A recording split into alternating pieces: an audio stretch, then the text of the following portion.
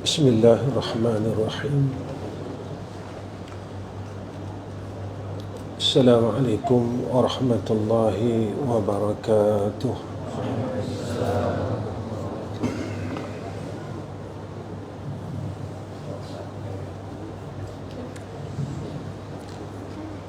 Alhamdulillahi rabbil alamin, wal 'aqibatu lil muttaqin, wal hadi ila siratin mustaqim. Asyhadu an la ilaha illallah wahdahu la syarika lah, wa asyhadu anna Muhammadan abduhu wa rasuluh. Allahumma salli ala sayyidina Muhammad wa ala alihi wa sahbihi wa sallim. Allahumma lakal hamdu wa ilaikal mustaka wa antal musta'an, wa la hawla wa la quwwata illa billahil aliyyil azim. Wa qala nabiyuna Muhammadin sallallahu alaihi wasallam: Thalathun man kunna fihi wajada halawatil iman, an yakuna Allah wa rasuluhu ahabba ilayhim mimma siwahuma, wa an yuhibbal mar'a la yuhibbuhu illa Allah, wa an yakraha an ya'uda fil kufri kama yakrahu an yuqadhafa fin nar.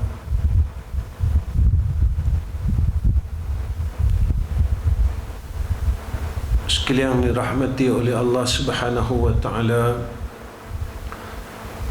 pertama sekali kita panjatkan puja dan syukur ke hadrah Allah Subhanahu wa taala atas ketentuan pertemuan ini. Mudah-mudahan pertemuan kita termasuk di dalam apa yang disebut oleh Sayyidina Rasulina Muhammad sallallahu alaihi wasallam, iaitu orang yang bertemu kerana Allah dan berpisah kerana Allah. Mudah-mudahan kita beroleh apa yang telah dijanjikan oleh Sayyidina Rasul, yauma la zilla illa zillu. Kita mendapat naungan daripada arasy Allah Subhanahu wa ta'ala. Sehebat mana pun kita, setinggi mana pun kita, kita tetap, kita masih mahukan rahmat Allah. Sealim manalah kita dan seabid manalah kita, kita tetap mahukan rahmah Allah. Begitu juga keadaan kita pada hari ini dan saat ini. Allah kurniakan kepada kita nikmat hidup bukan disebabkan kita mahu hidup, tetapi Allah mahukan kita hidup. Bukan disebabkan kehendak kita untuk hidup hari ini dan saat ini, tapi adalah kehendak daripada Allah. Inilah pengakuan kita di dalam salat, dalam surah Al-Fatihah, Alhamdulillahi Rabbil Alamin. Maka kadang-kala manusia ini dia lupa, dia boleh hidup hari ini dan dia tidak memandang bahawa anugerah daripada Allah. Dia rasa aku akan hidup dan terus hidup. Sebab itu kita sering lupa, jika kita tidak hidup hari ini, kita tak akan berada dalam majlis ini. Jika kita tidak hidup pada hari ini, kita tidak akan mampu untuk menyebut asma' dia. Jika kita tidak hidup pada saat ini, kita tidak mampu sujud dengan Allah. Maka sebab itu, doa daripada bangun tidur itu kita mengatakan tahmid dan memuji akan Allah. Kita memuji Allah Subhanahu wa ta'ala. Ya Allah, segala puji bagi Engkau yang telah menghidupkan kami selepas kami mati, ya Arhamar Rahimin. Dan perlu kita tanya, Allah hidupkan kita untuk apa sebenarnya? Kita perlu tanya diri kita, hari ini, saat ini, Allah hidupkan kita untuk apa? Apakah Allah hidupkan kita hanya untuk bekerja? Apakah Allah hidupkan kita hanya untuk bersukaria, makan, minum? Apakah Allah hidupkan kita hanya untuk menguruskan urusan dunia yang tak pernah selesai daripada dulu sehingga sekarang? Ataupun kita tahu dan kita tak nak ambil tahu? Yang Allah nyatakan kepada kita, wa ma khalaqtul jinna wal insa illa liya'budun. Maka di sinilah Allah nyatakan kepada kita dalam surah Al-Jumu'ah, fa iza qudiyatis salah fantashiru fil ardi wabtaghu min fadlillah wazkurullaha katsiran la'allakum tuflihun. Allah tak larang untuk kita ambil nikmat semuanya yang ada di dalam muka bumi ini, tetapi Allah pesan dengan kita, ingatlah dia. Jangan kita sombong dengan anugerah daripada Allah. Jangan kita rasa kita ada ilmu disebabkan bijak akal kita yang tajam, lalu aku pandai. Dan jangan ingat, sebab aku sekeras siang malam pagi petang aku boleh kaya. Jangan kita terlupa dengan kalimah hauqalah, la haula wa la quwwata illa billahil aliyil azim. Kita tidak akan mampu, tuan-tuan. Kita tidak akan mampu angkat tangan kita, kedua tangan kita, untuk mengangkat takbiratul ihram jika tidak dikehendaki oleh Allah Subhanahu wa ta'ala. Mungkin beberapa tahun kebelakangan ni orang dah tinggalkan baca Yasin di masjid dan di surau. Mereka terlupa tentang ayat yang selalu kita ulang-ulangkan daripada kecil sehingga sekarang. Innama amruhu iza arada syai'an ay yaqula lahu kun fayakun. Jika tidak sepakat dengan kehendak Allah, tak ada sesuatu pun yang boleh berlaku di alam ini. Semuanya di dalam ilmunya, di dalam iradahnya, di dalam qudrahnya. Tuan yang dirahmati oleh Allah Subhanahu wa ta'ala, hadis yang saya bacakan pada muqaddimah awal tadi adalah hadis riwayat daripada Bukhari dan Muslim. Apa kata Rasulullah sallallahu alaihi wasallam? 3 hal, barang siapa memilikinya maka ia akan merasakan manisnya iman. Siapa yang memiliki 3 perkara ini, kata Rasulullah, maka dia akan merasakan halawatul iman. Kita kena tanya diri kita, bila masa kita rasa manisnya iman? Kita kena tanya diri kita, bila masa kita rasa manisnya Islam? Kita lupa.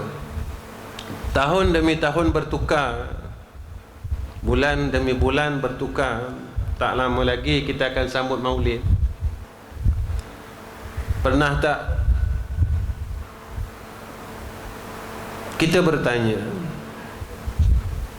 Islam yang aku ada dan iman yang aku ada sekarang sama tak macam iman yang sahabat ada dan Islam yang sahabat ada? Pernah tak kita bertanya, sekuat mana mujahadah aku di dalam aku mempertahankan iman dan Islam ini? Kadang-kala kita tak mampu mempertahankan Islam itu sendiri. Dalam hal ibadat semua orang akur, tapi dalam hal kehidupan, dalam hal perkahwinan, dalam hal-hal yang lain, kita tidak mampu mempertahankan agama kita. Sebab itu Nabi sebut kepada kita, bada'al Islam ghariba wa sayaudu kama bada'a ghariba fatuba lil ghuraba fatuba lil ghuraba fatuba lil ghuraba. Nabi kata, untunglah orang yang sedikit ini, yang masih mampu mempertahankan iman dan Islam ya. Seperti mana sahabat mempertahankan iman dan Islam mereka. Bagaimana kesungguhan umat Islam yang terdahulu mempertahankan agama dan iman mereka. Tetapi pada akhir zaman kita sanggup lagi menjual agama kita demi kehendak makhluk di sekeliling kita. Pada akhir zaman kita sanggup menjual agama kita demi beberapa keping kertas yang tidak ada nilai pada sisi Allah. Pada akhir zaman kita sanggup jual agama kita kerana memenuhi akan tuntutan nafsu kita. Pada akhir zaman kita sanggup jual agama kita kerana kita memenuhi akan tuntutan musuh kita, iaitu syaitan. Apa yang Ustaz cakap malam ni? Kita sanggup tinggalkan Allah demi beberapa keping duit, tuan-tuan. Kita sanggup tinggalkan Allah demi makhluk di sekeliling kita. Kita sanggup tinggalkan Allah demi memenuhi kehendak hawa nafsu kita. Kita sanggup lawan Allah demi memenuhi akan kehendak musuh kita. Siapa musuh kita? Iaitu syaitan. Allah nyatakan dalam Al-Quran, inna syaitana lakum aduwwun mubin fattakhizuhu aduwwa. Walaupun Allah beritahu kita musuh kamu syaitan, tapi kita masih lagi mengikut apa yang ditunjukkan oleh syaitan, dan kita tidak mahu mengikut apa yang telah ditunjukkan oleh Allah Subhanahu wa taala. Apa kata Rasulullah sallallahu alaihi wasallam? 3 perkara itu, kata Nabi sallallahu alaihi wasallam, menjadikan Allah dan Rasul lebih dicintai dari selainnya. Kita mencintai Allah lebih daripada selainnya. Kita cintakan Allah, kita cintakan Sayyidina Rasulina Muhammad sallallahu alaihi wasallam lebih daripada segala yang lain.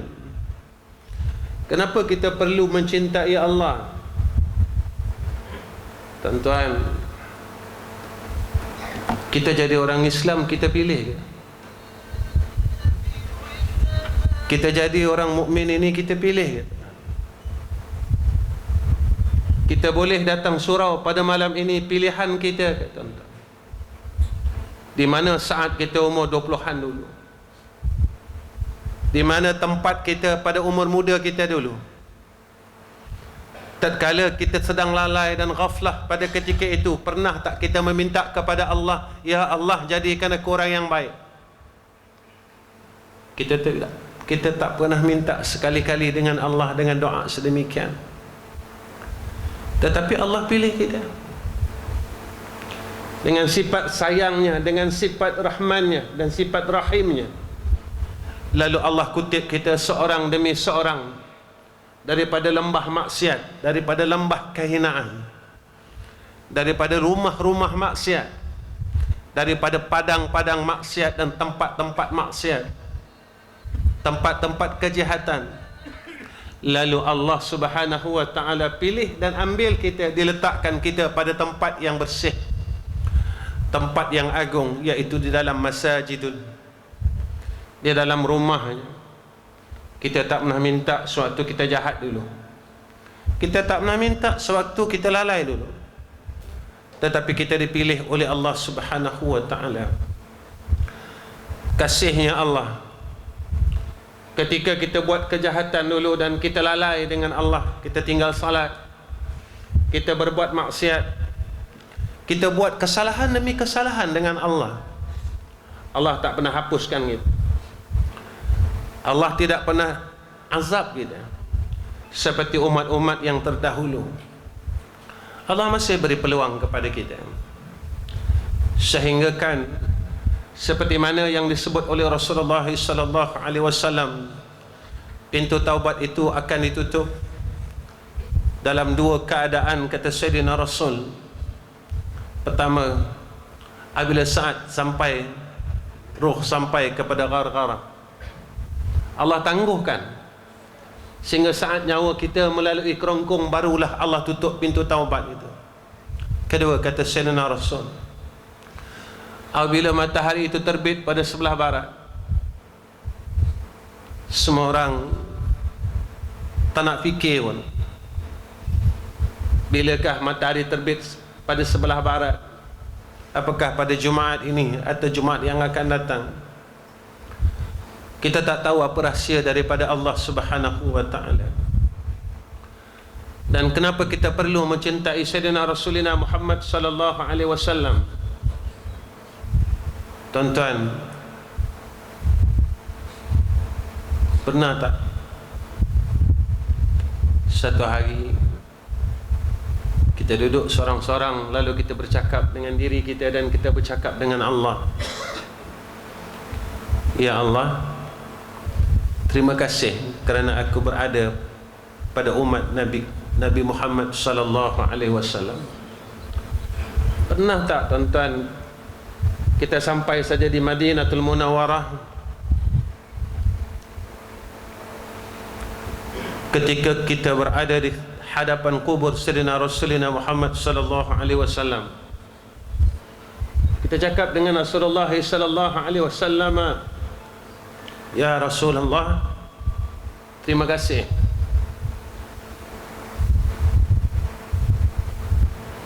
dengan tumpahnya darah engkau,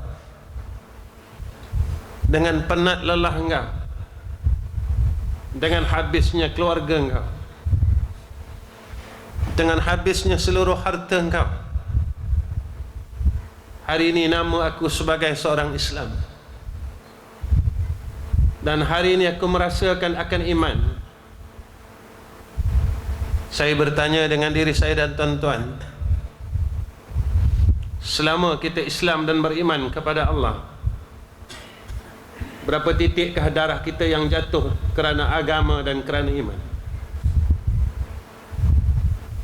Tetapi kita dapat iman dan Islam pada hari ini dengan jatuhnya darah Sayyidina Rasulina Muhammad sallallahu alaihi wasallam, jatuhnya darah Nabi di bumi Taif, jatuhnya darah Nabi di bumi Madinatul Munawwarah. Apa pengorbanan kita yang kita banggakan, yang aku adalah yang terbaik? Apa pengorbanan kita? Apa pengorbanan kita yang boleh kita hadapkan besok di hadapan Allah Subhanahu wa ta'ala? Ya Allah, inilah perjuanganku dan pengorbananku untuk agama. Mampukah kita, tuan-tuan? Ataupun kita takkan boleh berkata apa-apa kerana sampai hari ini kita gagal untuk melaksanakan agama dengan sepenuhnya.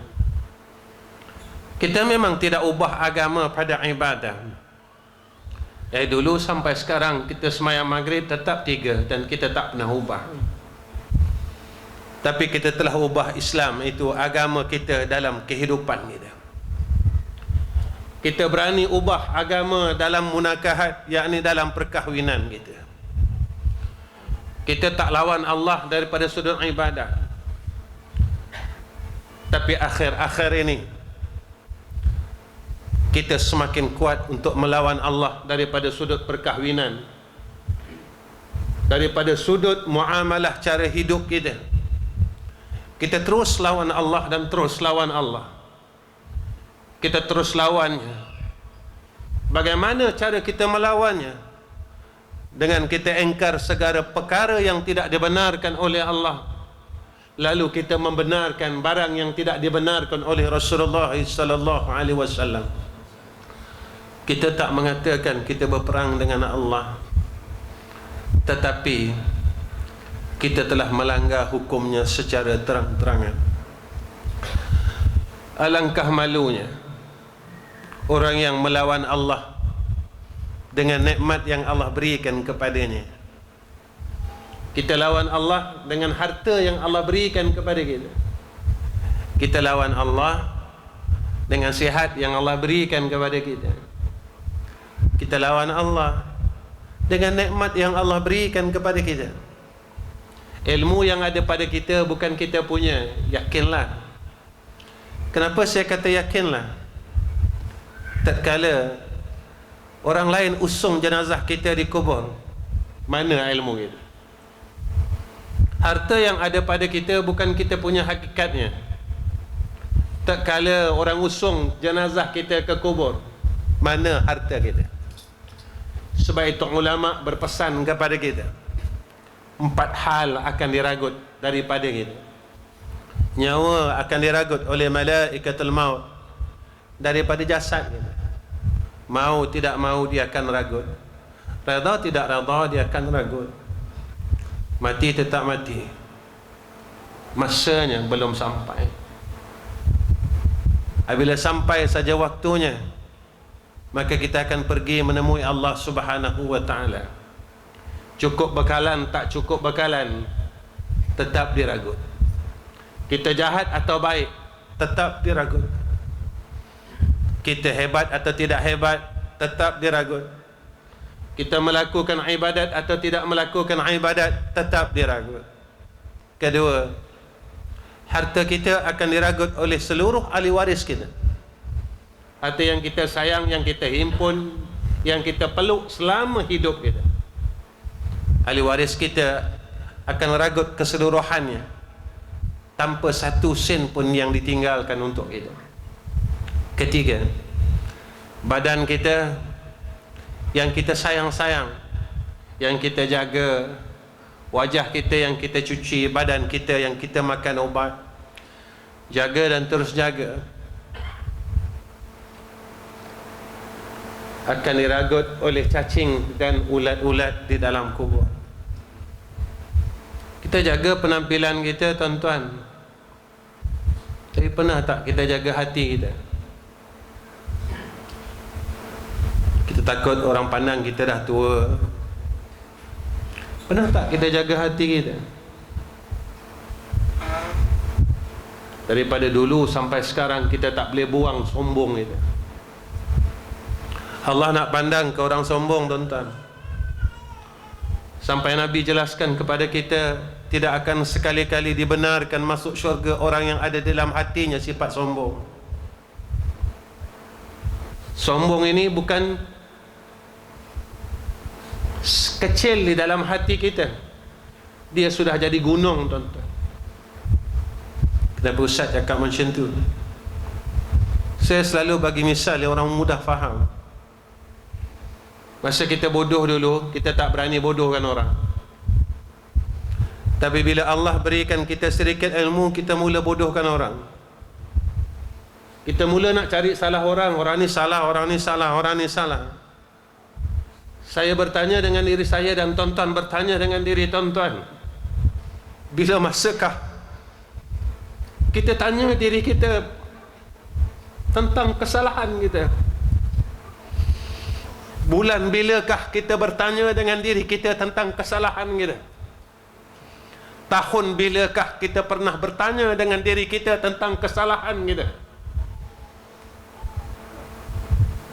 Hari apakah yang pernah kita bertanya dengan diri kita tentang kesalahan kita? Sebab itu kata Imam Al-Ghazali rahimahullahu ta'ala, jika engkau sibuk dengan kesalahan diri engkau, nescaya engkau tidak akan menemui kesalahan saudara Islam kau yang lain. Semasa kita miskin dulu, kita tak pernah menghina orang lain, kita tak pernah memiskinkan orang lain. Tapi bila Allah mula bagi kita sedikit daripada harta, kita tak kaya pun tuan-tuan,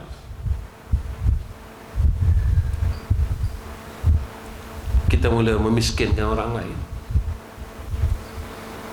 Tuan-tuan, harta yang ada pada kita, anak-anak kita akan ragut, dan jasad yang kita, ulat-ulat akan ragut. Dan yang keempat, kata ulama, amal salah kita akan diragut oleh orang yang kita zalim. Dalam hidup ini, berapa orang yang pernah kita zalim? Berapa orang yang pernah kita buka aib dia? Berapa orang yang pernah kita fitnah dia? Kita tak bunuh orang, tapi kita fitnah orang. Walaupun Allah nyatakan kepada kita, al-fitnatu asyaddu minal qatl, fitnah itu lebih dahsyat daripada membunuh. Kita tak bunuh orang lain, tapi kita fitnah orang lain.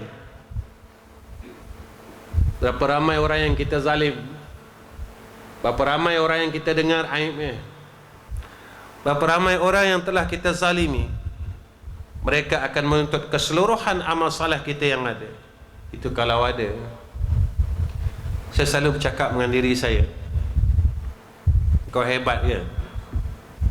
Semayang sunat pun kau tak mampu, kau hebat. Semayang ba'dah maghrib pun kau tak mampu, kau hebat. Semayang ba'dah isyak pun kau tak mampu, kau nak masuk syurga. Semayang malam sampai sekarang kau gagal, kau nak masuk syurga. Sedekah yang diamalkan oleh sahabat setiap hari engkau gagal, kau nak masuk syurga. Al-Quran pun engkau gagal setiap hari, kau nak masuk syurga. Itu saya cakap dengan diri saya, tuan-tuan. Tak tahulah kalau dengan kita masih fitnah orang, masih mengumpat orang, masih zalimkan orang, tak payah semayang sunat, tak payah baca Quran, tak payah bangun malam, kita boleh masuk syurga. Mungkin ada jalan yang lain, mungkin ada alternatif yang lain. Dengan sombong yang melarat dalam jiwa kita yang kita tak pernah buang, dengan rasa baik dalam diri kita yang bersarang sampai menjadi gunung, kita tak pernah buang, boleh kita pijak jannah Allah, boleh kita minum daripada air daripada telaga Kausar. Kalau itu semua boleh kita dapat tanpa kita melakukan apa-apa ta'abbud kepada Allah, seperti mana yang telah dilakukan oleh ashabul Rasul dan salafus salah. Mungkin ada alternatif lain yang saya sendiri pun tak tahu, dan ada jalan lain yang ulama-ulama pun tidak tahu, yang kita seorang saja tahu. Sebab itu kita kekalkan apa yang kita buat sehingga sekarang. Mampukah kita masuk jannah Allah? Semayang sunat rawatib kita tak mampu cukupkan setiap hari. Qabliyah Zuhur, Ba'diyah Zuhur, kita tak mampu, tuan-tuan. Dalam keadaan kita tidak mampu, kita masih sombong dengan Allah Subhanahu wa ta'ala. Tuan-tuan, syurga mana yang bakal kita masuk jika keadaan kita sedemikian? Saya kena fikir, tuan-tuan kena fikir. Tuan-tuan yang dirahmati oleh Allah Subhanahu wa ta'ala, apa kata Nabi sallallahu alaihi wasallam? Kita mencintai saudara Islam kita yang lain semata-mata kerana Allah. Tuan-tuan, kita kena tanya, betul ke kita sayangkan saudara Islam kita?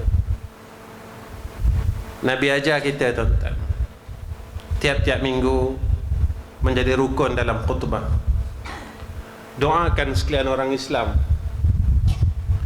Tuan-tuan, betul ke kita sayangkan mak dan ayah kita?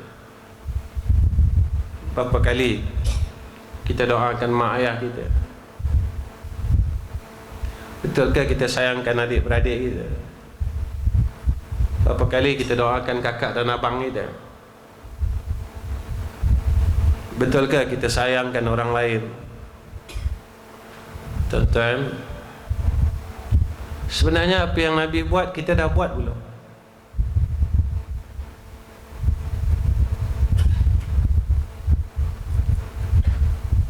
Saya dah pakai serban, Ustaz. Tuan-tuan ingat Abdullah bin Ubay tak pakai serban? Saya minta maaf, mungkin cakap saya ni kasar.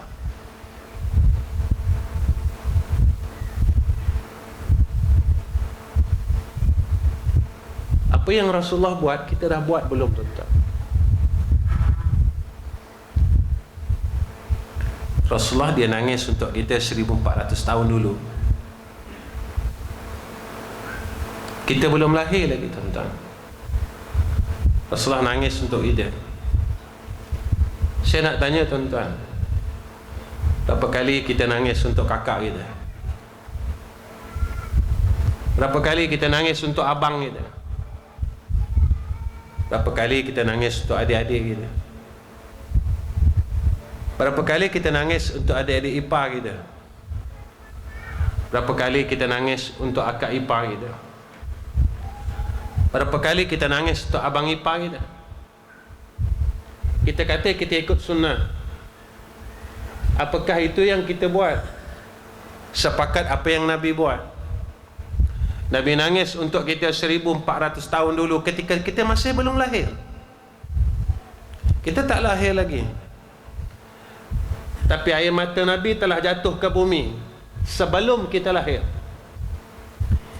Ini orang yang telah dilahirkan oleh Allah menjadi darah daging kita.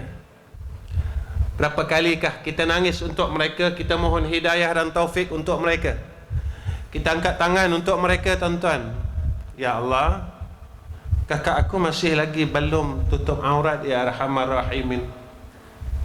Berilah ia taufik dan hidayah, ya Allah. Aku dulu pun buka aurat macam dia juga, ya Allah. Tapi sebab Engkau sayang aku, ya Allah, Engkau pilih aku terlebih awal daripada kakak aku. Tolonglah, ya Allah, berikan kasih Engkau kepada kakakku seperti mana Engkau telah berikan kasih Engkau kepada aku, ya Arhamar Rahimin. Ya Allah, adik aku masih tak semayang. Aku dulu pun tak semayang juga, ya Allah, macam adik aku. Tapi sebab Engkau sayang aku, ya Arhamar Rahimin, sebab luasnya rahmat Engkau, ya Allah, maka Engkau telah pilih aku terdahulu daripada adik aku, ya Arhamar Rahimin. Ya Allah, macam mana Engkau sayang aku, tolonglah sayangkan adik aku. Tuan-tuan, apakah doa seorang abang yang ikhlas untuk adiknya tidak dikabulkan oleh Allah? Apakah doa seorang adik kepada kakaknya tidak dikabulkan oleh Allah? Apakah doa daripada seorang adik kepada abangnya tidak dikabulkan oleh Allah Subhanahu wa ta'ala? Tapi cuma kita tak minta, ya Allah. Kita tak nak minta dengan Allah. Sebab itu manisnya iman ini, apabila kita cinta Allah, kita cinta Nabi. Sebab itu kata Imam Ibn Hajar, jika kalian diberi pilihan antara Allah, Rasul dan harta, maka kalian akan memilih mencintai Allah dan Rasul daripada mencintai harta kalian. Itulah kemanisan iman, kata Imam Ibn Hajar. Sebab itu hatta ada perkataan pakatan ulama tentang maulid. Sebagian ulama menyatakan, jikalau aku ada harta, maka aku akan kurniakan, aku akan berikan keseluruhan hartaku untuk aku mengadakan, menyambut akan maulid Nabi Muhammad sallallahu alaihi wasallam, sebab sayang aku pada Nabi, sebab kasih aku pada Nabi. Itulah salah satu caranya, kata mereka, untuk aku menunjukkan kasihku kepada Sayyidina Rasulina Muhammad sallallahu alaihi wasallam. Tuan-tuan, Yang ketiga kata Nabi sallallahu alaihi wasallam, iaitu Nabi kata, dan kita benci kembali kepada kekufuran sebagaimana benci ia dilemparkan ke dalam api neraka Allah Subhanahu wa taala.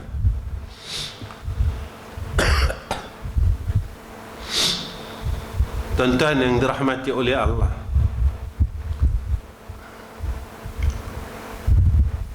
apa tanda orang yang cinta Allah dan cinta Rasul?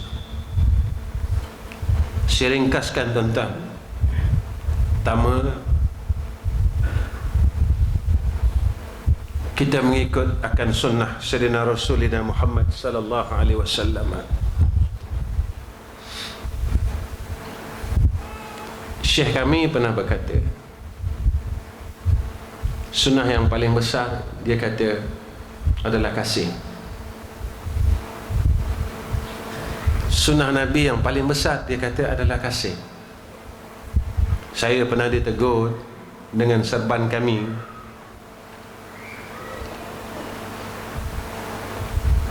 apa kata Syekh kami? Malunya kamu dengan Sayyidina Rasulina Muhammad sallallahu alaihi wasallam. Sebab kata dia, di mana kaki Nabi ini berpijak, disitulah terbitnya cahaya mahabbah. Dan tidak ada bumi yang Nabi pijak tidak terbitnya akan cahaya kasih sayang itu. Nabi pijak di bumi Madinah, terbitnya kasih di bumi Madinah. Nabi pijak akan bumi Taif, maka terbitnya kasih pada bumi Taif. Dan pembukaan kota Mekah itu bukan dengan peperangan, tetapi dengan kasih sayang. Insan yang ada kasih sayang yang tinggi sahaja yang mampu memberikan kemaafan kepada orang yang pernah menzalimi akan dirinya. Tuan-tuan, orang yang pernah bunuh bapa saudaranya, orang yang pernah nak bunuh dia, tuan-tuan, orang yang pernah nak bunuh Sayyidina Rasulina Muhammad sallallahu alaihi wasallam, orang yang pernah memboikot makanan pada orang Islam, yang tak diberikan makanan, yang tak mau jual makanan kepada orang Islam saat Sayyidina Rasulina Muhammad sallallahu alaihi wasallam terjadinya Futuhul Makkiyah, membuka kota Mekah, maka Nabi membukanya dengan kasih dan sayang. Maka Syekh kami tegur kami, malulah kamu dengan Sayyidina Rasul jika mana kamu tak boleh membuang kebencianmu pada perkara yang tak diluluskan oleh syarak. Sebenarnya sebesar-besar sunnah itu adalah kasih dan sayang. Begitulah yang disebutkan oleh Allah seawal-awal ayat yang ada di dalam Al-Quran adalah ayat kasih dan sayang. Maka sehingga Nabi menyatakan kepada kita, la yu'minu ahadukum hatta yuhibba li akhihi ma yuhibbu li nafsihi. Tak sempurna iman seorang kamu jika kamu tak sayang saudara kamu seperti mana kamu sayang diri kamu sendiri. Sebab itu tuan-tuan, kita ikutlah sunnah Sayyidina Rasul pada seluruh perkara. Perkara yang paling hampir dengan kita, maka laksanakan dan tegakkan. Apa perkara yang paling hampir dengan kita? Perintah Nabi tentang dua ibu bapa kita. Ikutlah sunnah sebagai seorang anak. Saya berpesan pada hari ini yang masih ada ibu bapa, maka jagalah mereka, kerana mereka adalah dua pintu syurga kita. Jika kita tidak gagal dengan kita menjaga ibu bapa kita, kita tidak akan gagal perkara yang lain. Tetapi jika kita gagal dengan mak dan ayah kita, kita akan gagal seluruh perkara dalam hidup kita. Ingat, apa yang kita buat dengan mak dan ayah kita, jangan risau. anak-anak kita akan buat juga kepada kita. Allah akan balas dalam dunia ini juga. Antara balasan yang disegerakan oleh Allah adalah balasan kepada anak yang derhaka kepada dua dan ibu bapanya. Jagalah mereka, tuan-tuan. Tuan-tuan pernah dengar seorang hamba Allah yang bernama Uwais Al-Qarni. Uwais Al-Qarni hidup pada zaman Rasul. Tapi Uwais Al-Qarni tak pernah tengok wajah Rasul secara nyata, secara zahir. Uwais Al-Qarni pernah datang ke rumah Sayyidina Rasulina Muhammad sallallahu alaihi wasallam, tapi Rasulullah tak ada. Apakah amalan dia yang tuan-tuan yang paling besar? Dia jaga mak dia. Mak dia dalam keadaan yang lumpuh. Dia tunaikan hajat maknya untuk menunaikan haji. Dia dukung maknya daripada Yaman hingga ke Makkah Al-Mukarramah. Tuan-tuan, Yaman ke Mekah ini bukan daripada pesin 9 ke pesin 7.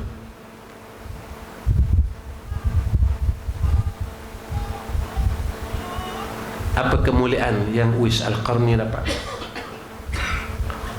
Satu hari Rasulullah sallallahu alaihi wasallam berpesan kepada Sayyidina Umar Ibn Khattab, "Ya Umar, nanti engkau cari orang ni dan orang ini." Rasulullah berikan alamat dan tanda untuk mencari Uwais Al-Qarni. Tuan-tuan, Sayyidina Umar cari dan terus cari dan terus cari sehinggalah dia menemui Uwais Al-Qarni. Apa kata Sayyidina Umar bin Khattab? "Wahai Uwais Al-Qarni, aku datang menemui engkau pada hari ini kerana aku ingin meminta akan doa engkau." Apa kata Uwais Al-Qarni? "Wahai Umar, Khalifatul Mu'minin, mampukah aku untuk mendoakan akan seorang sahabat Rasulullah sallallahu alaihi wasallam?" Uwais Al-Qarni kata, "Mampukah aku untuk mendoakan orang yang bersama dengan Sayyidina Rasul?" Apa kata Sayyidina Umar? Sayyidina Umar cakap kepada Uwais Al-Qarni, "Wahai Uwais Al-Qarni, ini adalah perintah daripada Sayyidina Rasulina Muhammad sallallahu alaihi wasallam." Ketika Uwais Al-Qarni mendengar ini adalah perintah daripada Sayyidina Rasul, ketika itu jatuh Uwais Al-Qarni dan menangis dia di hadapan Sayyidina Umar bin Khattab.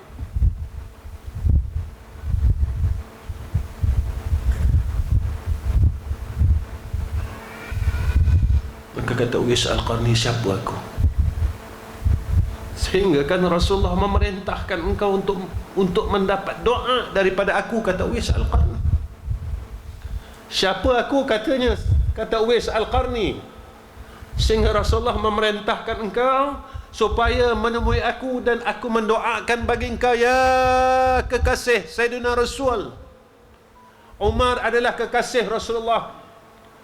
Sayyidina Abu Bakar adalah kekasih Rasulullah. Sayyidina Ali adalah kekasih Rasulullah. Sayyidina Utsman adalah kekasih Rasulullah. Tetapi ketika Uwais Al-Qarni mendengar akan nama Nabi sebagai satu perintah daripada Sayyidina Rasul, maka Uwais Al-Qarni mengangkat kedua tangannya mendoakan bagi Sayyidina Umar bin Khattab. Tuan-tuan, macam mana kita jaga mak kita? Hari ini saya pesan dengan diri saya dan tuan-tuan yang mana ada mak. Saya tak ada peluang ni sebab mak saya dah tak ada. Saya tak ada peluang ni sebab abah saya dah tak ada. Tapi saya syukur, tuan-tuan. Tuan-tuan mungkin kenal kot almarhum abah saya, almarhum Ustaz Ghazali bin Hasbullah. Untungnya saya tak ada abah, tapi saya selalu mimpi abah saya, tuan-tuan. Sebulan 3 kali, sebulan 2 kali. Sebelum saya nak datang di sini pun, tengah hari tadi saya lepas zuhur saya baring sekejap. Saya baring, saya mimpi abah saya. Patut saya tak payah cerita pun dalam. Cuma satu perkataan, saya bercerita dengan isteri saya. Saya kata, sayang, tadi abang mimpi arwah abang. Arwah abang cakap macam ni. Dia tanya saya, dipanggil, nama saya Ahmad Rizam tuan-tuan, tapi panggilan manjanya dipanggil saya Ijam, IJM, bukan Ijam Medicine, bukan. Nah, itu kawan saya. Nah, Ijam Medicine itu kawan. Dia almarhum tanya saya, Jam, dia kata, kau bila nak balik? Dia kata. Saya cakap dengan abah saya, sebenarnya saya 3-4 kali dah mimpi dia tanya saya bila saya nak balik. Jadi tadi saya cakap dengan arwah abah, saya kata, abah, sejak hari-hari ni kuliah banyak pula, saya kata kuliah. Dia cakap dengan saya, tak apalah, dia kata. Dan satu perkataan saya teringat sampai malam ni. Dia cakap apa? Dah penat kau ya? Dia cakap dengan saya. Saya cakap dengan dia, saya kata, abah tolong doakan saya. Saya tak ada abah, saya tak ada mak. Semua dua-dua dah meninggal. Tuan-tuan, yang Allah bagi nikmat abah, nikmat ayah dan nikmat mak, jagalah mereka. Kerana mereka adalah jalan syurga kita. Mereka adalah jalan syurga kita. Tolonglah. Saya seorang ayah, saya seorang tok wan, saya seorang ayah mentua. Tuan-tuan, bohong jika seorang ayah dalam hidupnya tak pernah kecil hati dengan anak-anak dia. Seorang mentua tak pernah kecil hati dengan menantunya. Seorang atuk tak pernah kecil hati dengan cucunya. Tapi seorang ayah ni dia tak pernah bercakap dengan anak-anaknya yang aku kecil hati dengan korang. Seorang mentua tak pernah cakap, ayah kecil hati dengan korang. Seorang atuk tak pernah cakap, tok wan kecil hati, wan kecil hati dengan korang. Hakikatnya, kita selalu berbohong dengan anak kita. Hakikatnya, kita selalu berbohong dengan menantu kita. Hakikatnya, kita selalu berbohong dengan cucu kita. Saat kita terus berbohong dan Allah panggil kita menemuinya, dan kecil hati kita itu kita masih bawa ke liang lahat, anak-anak kita secara otomatiknya mereka menjadi anak yang durhaka. Anak yang masih seorang ayah tak ampunkan dia. Yang mana anak yang masih seorang anak yang masih tidak diampunkan oleh ibunya. Maka saya pada malam ini, saya tekankan sebagai seorang anak, tolonglah berjumpalah kepada dua ibu bapa kalian. Tolonglah bercakap dengan ayah dan ibu kalian. Ayah, boleh tak ayah redakan abang? Mak, boleh tak mak redakan abang? Ayah, boleh tak ayah doakan keberkatan hidup abang dan anak-anak abang serta keluarga abang? Pergilah tuan-tuan, menghadaplah mak dan ayah kita. Biarlah kita buang seluruh harta kita untuk dua ibu bapa kita. Selagi mereka masih hidup. Kenapa saya tekankan perkara ini sejak akhir-akhir ini? Kita bukan orang yang kuat ibadat. Sampai saat ini kita masih gagal untuk bangun malam. Walaupun Allah ingatkan kita pada setiap minggu, tatajafa junubuhum anil madaji'i yad'una rabbahum khawfan wa tama'a wa mimma razaqnahum yunfikun. Setiap minggu Allah ingatkan kita, tetapi kita gagal dan terus gagal dalam kita ingin mendekatkan diri kepada Allah. Satu jalannya, carilah mak dan carilah ayah. Berbaktilah kepada mereka walaupun kita kena habiskan harta kita untuk mereka. Tuan-tuan, kita berkira nak habiskan harta kita untuk mak dan ayah kita. Mereka pernah berkira habiskan harta mereka untuk kita sehingga kita boleh jadi apa yang kita ada sekarang. Mereka pernah berhutang untuk kita. Mereka pernah tak tidur untuk kita. Kita kata kita hebat, kita orang alim, hafal Quran, kita orang bijak, kita banyak ilmu, tetapi kita gagal dengan mak dan ayah kita. Kita gagal dengan adik-beradik kita. Dan perkara ini yang ditekankan oleh Sayyidina Rasulullah Muhammad sallallahu alaihi wasallam, antara seksa yang disegerakan oleh Allah adalah anak yang derhaka dengan mak dan ayah ni. Ingat tuan-tuan, sebab itu sunnah yang paling besar. Tolonglah tuan-tuan, jagalah mak dan ayah. Tuan-tuan, Rasulullah sallallahu alaihi wasallam dia tak pernah biarkan anak-anak dia. Dan setiap kali Rasulullah hadir dan Rasulullah musafir, Rasulullah kembali, Rasulullah akan cium Sayyidina Fatimah Az-Zahra. Tuan-tuan, saya tanya, berapa kali kita cium anak perempuan kita? Berapa kali kita peluk anak perempuan kita? Ketika wafat, ketika sedang Rasulullah nak wafat, tuan-tuan, Fatimah Az-Zahra nangis teresa-esa.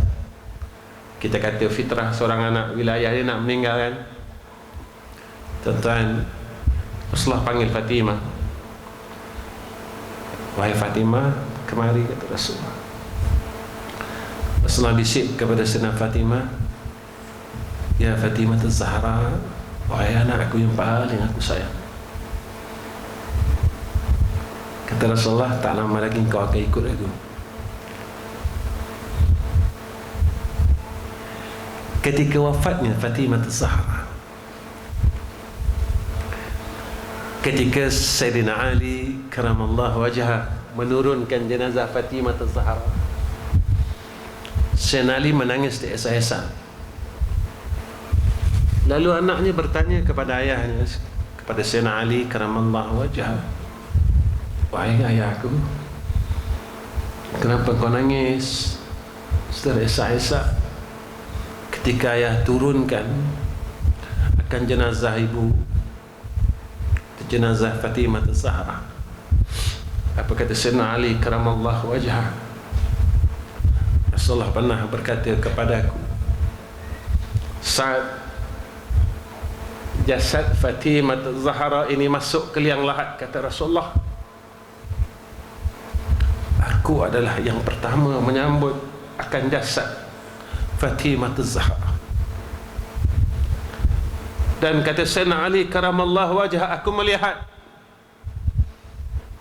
bahawa atukmu sedang mencium akan dahi ibumu, ya Hasan dan Husain. Saya nak tanya diri saya dan tuan-tuan, agak-agak kita masuk liang lahat besok, Rasulullah nak tengok tak kita?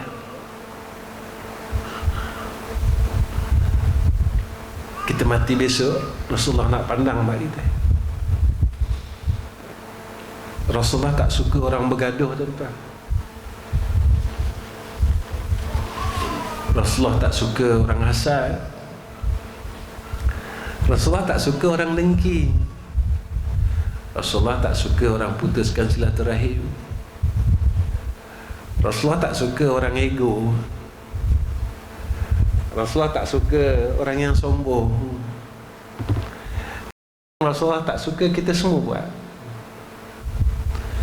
Apa yang Rasulullah tak suka kita sedang buat. Saya selalu tanya diri saya, tuan-tuan, Quran yang ada dekat laci tu dah berapa lama orang tak pegang? Saya tanya diri saya dan tanya diri tuan-tuan, berapa lama dah aku tak pegang mushaf Al-Quran ni?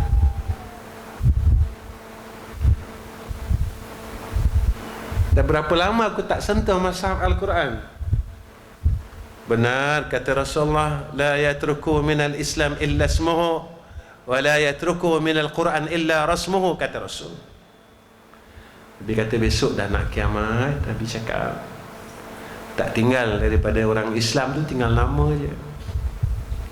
Dan Quran ini kata Nabi, dia tak tinggal illa rasmuhu, kata Rasulullah, tinggal rasam sahaja.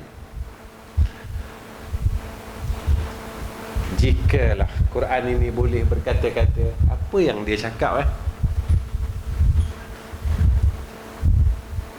jikalah di tengah cakap apa,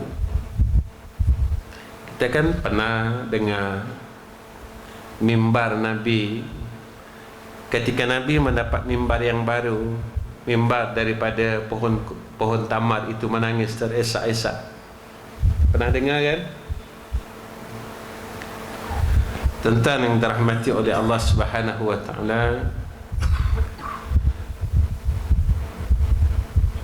Saya rasa cukup ke setakat ini pertemuan saya dengan tuan-tuan. Cukup ke? Sebelum saya tutup, sebenarnya panjang lagi, tapi saya rasa cukup lah. Apa yang saya nak pesan untuk diri saya dan tuan-tuan, Allah Ta'ala ni sayang sangat dekat kita sebenarnya. Dan Allah tak pernah minta banyak pun dengan kita. Kita beriman, buat jadi orang baik. Wal asri innal insana lafi khusrin illa alladhina amanu wa 'amilus salihat. Beriman, jadi orang baik. Kalau seorang ayah, jadi ayah yang baik. Kalau orang alim, jadilah alim yang baik. Kalau penuntut ilmu, jadilah penuntut ilmu yang baik. Kalau seorang anak, jadi anak yang baik. Kalau seorang pekerja, jadilah pekerja yang baik. Jadilah apa pun tuan-tuan, tapi biarlah jadi baik. Seorang isteri, jadilah isteri yang baik. Dan kita seorang anak, kitalah jadi anak-anak yang baik. Kenapa tuan-tuan? Apa yang kita ada di depan mata dan sekeliling kita adalah ujian untuk kita, untuk kita masuk syurga Allah. Jangan kita gagal dengan apa yang ada di sekeliling kita, kerana ini ujian. Dan inilah ujian yang Allah berikan kepada kita, tuan-tuan, untuk kita masuk syurga Allah.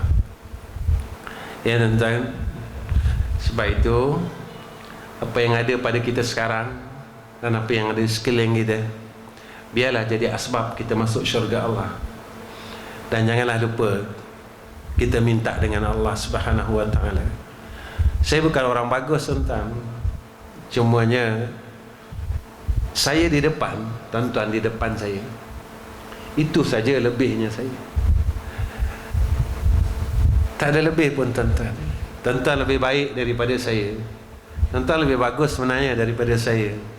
Sebab itu kita sentiasa berharap dengan Allah, ya Allah, jadikan aku orang baik. Selalu minta dengan Allah. Sebenarnya orang baik ni aja yang tak masuk neraka Allah. Orang alim ada masuk neraka Allah tuan-tuan.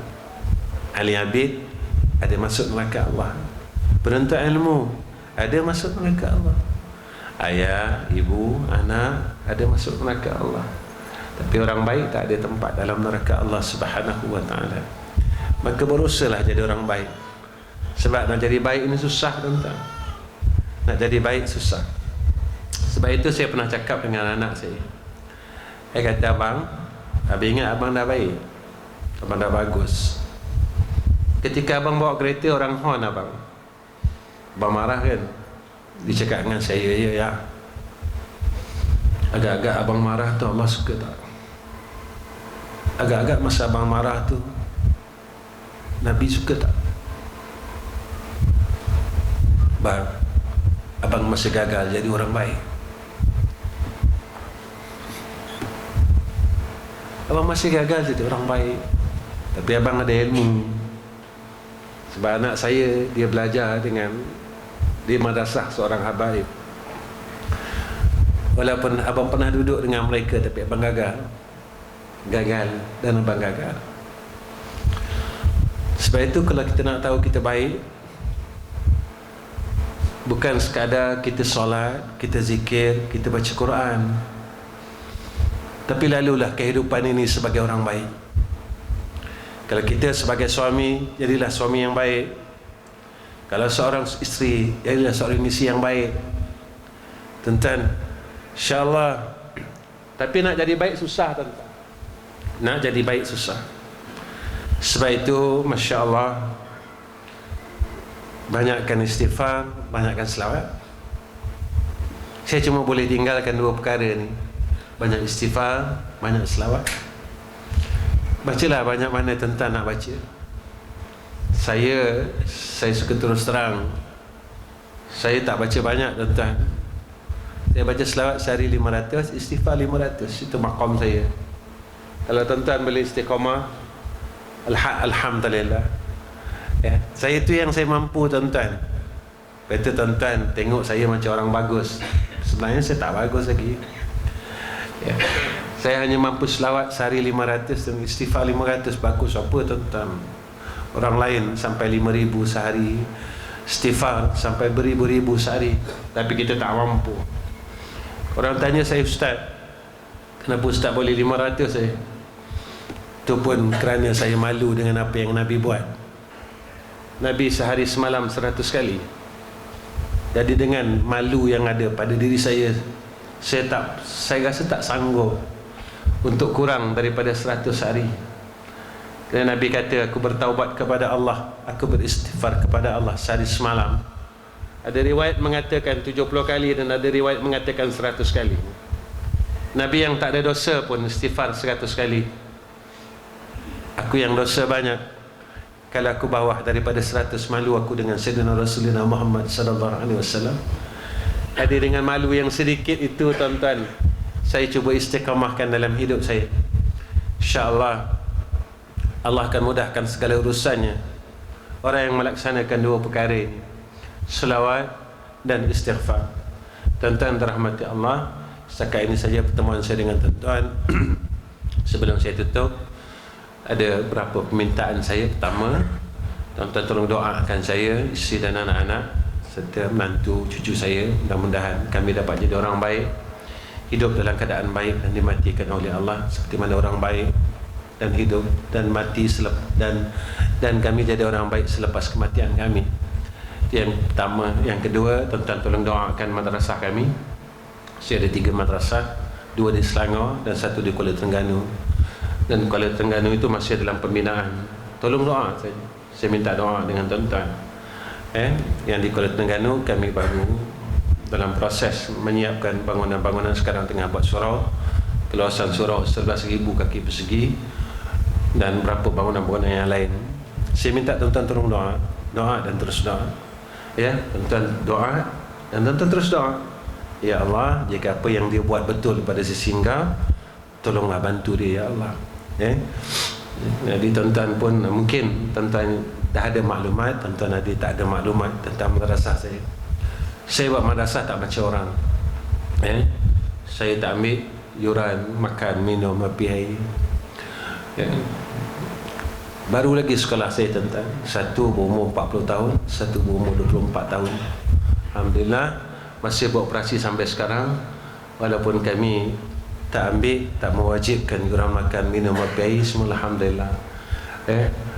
Jadi mehnah orang yang buka sekolah ni, tuan-tuan, memanglah banyak. Kalau nak ikut orang suka, kita tak boleh nak ikut orang suka. Kita kena cari apa yang Allah dan Rasul suka.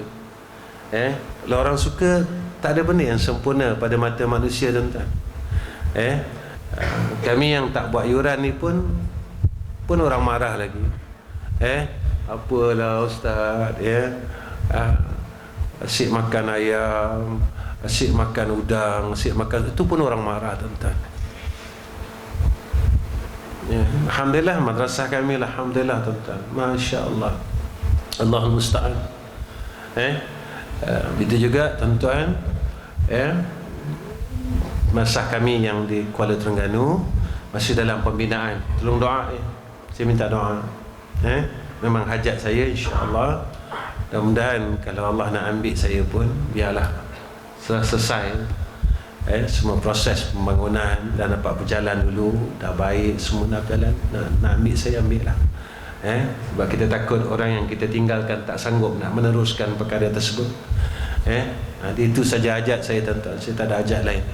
Dan kemudian yang ketiga, pihak pengurusan tak disurau, tak payah nak nanti berkelahi dengan saya tentang sagu hati. Sebab saya memang tak ambil sagu hati kuliah. Jadi tuan-tuan tolong doa. Memang bukan di tempat, bukan di surau tuan-tuan saja. Saya tahu tuan-tuan orang kaya, orang kaya ya. Saya tahu tuan-tuan ni tengok tuan-tuan, saya tahu tuan-tuan ada duit. Cuma tuan-tuan kerekut saja, itu saja. Jadi saya memang tak terima apa-apa sumbangan. Saya buat di surau dan saya buat di masjid. Memang perangai saya, tuan-tuan. Tuan-tuan tolong doa dan terus doa. Tuan-tuan jangan fikir apa-apa. Tuan-tuan ikut je apa saya cakap. Senang. Dan tuan-tuan jangan tanya apa-apa. Senang. Sebab bukan surau tuan-tuan. Saya pergi ke mana-mana pun. Saya pergi Sarawak. Saya pergi mana-mana kuliah di satu mission. Memang ini perangai saya. Bukan di surau tuan-tuan saja. Tak. Tuan-tuan tolong doa. Sebab apa? Sebab saya nak jadikan apa yang saya buat ni satu amal saleh. Tuan-tuan orang baik tak? Tuan-tuan orang baik. Tuan-tuan bukan orang yang buat maksiat, buat jahat. Tuan-tuan orang yang dilahirkan dalam keadaan salah. Tak, saya banyak kesalahan dengan Allah Subhanahu wa taala. Wa akhir kalam. Assalamualaikum warahmatullahi wabarakatuh. Bismillahirrahmanirrahim. Alhamdulillahirabbil alamin. Wassalatu wassalamu ala asyrafil anbiya wal mursalin wa ala alihi washabbihi ajma'in. Ya Allah, ya Allah, ya Allah, ya Arhamar Rahimin. Ya Allah, kami tadahkan dua tangan kami, ya Arhamar Rahimin. Kami minta ampun atas segala dosa dan jahat-jahat kami, ya Arhamar Rahimin. Ya Allah, kami minta maaf atas segala salah silap kami, ya Arhamar Rahimin. Ya Allah, kami berterima kasih dengan Kau, ya Arhamar Rahimin, kerana Engkau telah pilih kami untuk menjadi ahli surau, untuk hadir dalam majlis ilmu, ya Allah, untuk hadir dalam masjid, ya Allah.